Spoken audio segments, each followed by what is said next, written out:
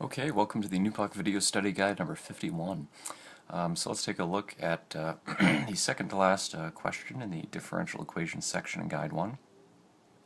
So this one, question 6, is just asking us to go ahead and explain how you would solve this differential equation here. So a second order linear homogeneous differential equation.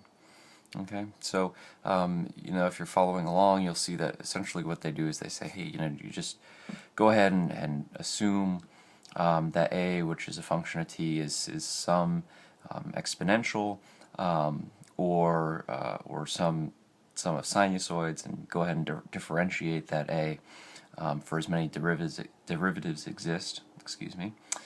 Which in this case is 2, go ahead and sub back in and then solve for any unknown coefficients, which is what we've been doing all along. So let's go ahead and actually do it in this case, and what we're going to find is that in this particular differential equation, in this case, we're going to find that the coefficient, that r or m, right, in the exponential, is actually going to end up being imaginary, and we'll talk about what that means for the system response, or how a actually behaves over time and that sort of thing. So let's go ahead and do our usual thing, right, where we say a of t, all right, is some, let's call it, I don't know, k e to the mt or something like that. And so we'll have a prime, right, equals m k e to the mt, and we'll have a double prime, right, will be m squared k e to the mt. Subbing all these back into our original equation, we'll get m squared k e to the mt plus m k e to the mt plus k e to the mt equals 0. Dividing out all the k e to the mt's, we'll get m squared plus m plus 1 equals 0. So now we'll go ahead and find the roots of this quadratic. Now, we've been kind of doing this by inspection up till now, and we've been finding two real roots, right? And that's usually pretty straightforward, right? If we have, let's see, a 4 here and a 4 here, we know that it's two real roots and it's probably 2, right? But for this, it's tough to think about two numbers that will add to 1 and also multiply to 1, right? Because it's not, if this were some other number higher than 1, right, you could say, well, is it root 1, because that multiplies to 1, but, or the root of the number, but that doesn't really add to the same number. And of course, in 1, root 1 is just 1, so let's go ahead, and instead of doing it by inspection, let's just break out the quadratic formula, which is sort of just the formula for completing the square, right? Alright, so let's go ahead and just write that m, right, is going to equal, it's going to equal minus b, right, so minus 1 plus or minus root, this is b squared, so 1, minus 4ac, right, which is 4, right? And that's all over 2a, so that's over 2. So it looks like it equals minus 1/2 plus or minus root minus 3 over 2, right, which is minus 1/2. Hopefully you guys can still see this over here. Plus or minus, right, I'm going to say I, right, and then root 3 over 4, right?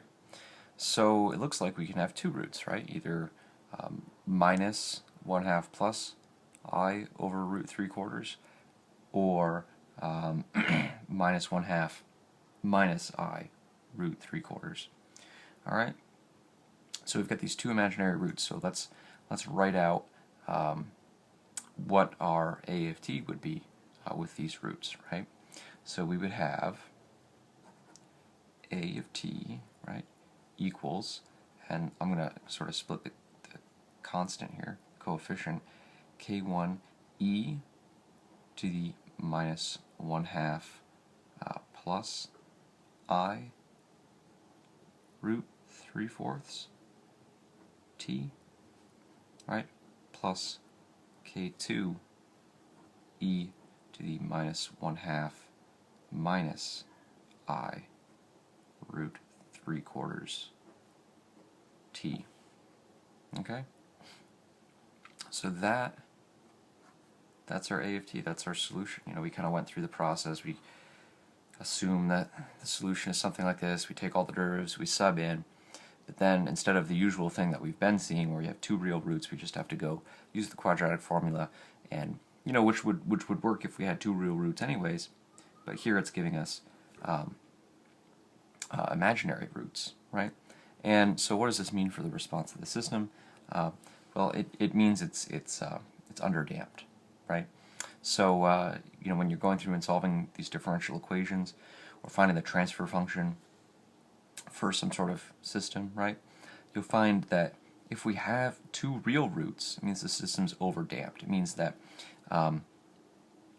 typically if there's two real roots, right, this A of t is going to have k1 e to the minus some root t, right, and then e to the minus some other root t, right? So the solution is going to be decaying very rapidly, right? So it's overdamped. Whereas if we have two repeated real roots, that's critically damped, right? So it's not decaying quite as fast as the overdamped case, right? But it's still decaying towards some value. But when we have these imaginary exponentials here, you'll find that there will be times when this decays past the steady state point, the point that it's going to eventually settle at, and then it'll come back the other way and decay past it again, and then sort of oscillates down to its steady state operating point, right? So you can kind of visualize that if we do a little bit of manipulation of this this solution here, right? So if we were to use Euler, right? Euler, we would find, right, we use this whole identity e to the I, let's call it theta, right? E to the I theta equals cosine theta plus I sine theta, right? And so if you apply, I think this might come up in another problem somewhere, but let's do it out here anyways. If you apply this transformation to this solution, you'll find that what you get is a decaying sinusoid, right, which is the underdamped case, right? So if we go ahead and apply this, we'll see that, oh goodness, how long is this video right now? Let's see. Oh, going on about 8 minutes, huh? Well, you know, I'm going to leave this then for the viewer to do on their own, because it's not difficult, but it does take some algebraic manipulation, and that's gonna go on into quite a longer video. And I think we're gonna see a solution or a problem that actually asks us to do this exact sort of thing when we get to the electrical engineering section, which should be fairly shortly. So anyways, you'll see that when you apply Euler, what you'll get is you'll get some, you know, A of t is, you know, proportional to some sort of e to the minus, you know, at times, you know, sine of, you know, bt or something like this, some sort of decaying, exponentially decaying sinusoid, right? So you'll get, you know, some response like this, right? Where you've got this exponential envelope closing in on this sinusoid. Whereas if you had sort of the critically damped, or say the overdamped response, you know, the overdamped response might do something like this, and then the critically damped response might do something like this, and there might be a little bit of overshoot and a little bit of wiggle. But anyways, this is the oscillation, and you get that underdamped response when you have these imaginary solutions, these imaginary roots in the characteristic equation for your differential equation.